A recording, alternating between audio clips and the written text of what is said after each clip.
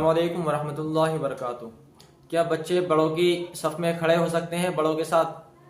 अगर बच्चे एक दो हों या उनको अलग खड़ा करने में इस बात का अंदेशा हो कि बच्चे यकजा होकर शरारत करेंगे और बड़ों की नमाज में खलल होगा, और इसी तरह अगर ईदैन वगैरह में बड़े मजमे होने की वजह से बच्चों के गुम वगैरह हो जाने का ख़तरा हो, तो इसकी वजह से बच्चों को बड़ों की सफ में खड़े होने की गुंजाइश है।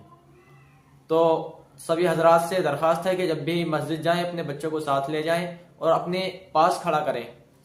अगर बच्चे एक दो हो तब भी पास खड़ा कर लें, अगर ज़्यादा हो, अगर ये अंदेशा हो कि बच्चे शरारत करेंगे तो अलग सफ ना बनाएं। वरना बड़े मुक्तदी जो होते हैं बच्चों को डांटते हैं और भगा देते हैं, तो इससे आने वाले कौम के लिए ख़तरा बन सकता है कि बच्चे जब अभी से भगा दिए जाएंगे तो आगे को उनकी आदत ख़त्म हो जाएगी, वो मस्जिद से आने से अतराएंगे। तो ज़्यादा से ज़्यादा इसकी कोशिश करें कि अपने पास खड़ा रखें। ऐसी ही वीडियो देखने के लिए हमारे चैनल को सब्सक्राइब ज़रूर करें।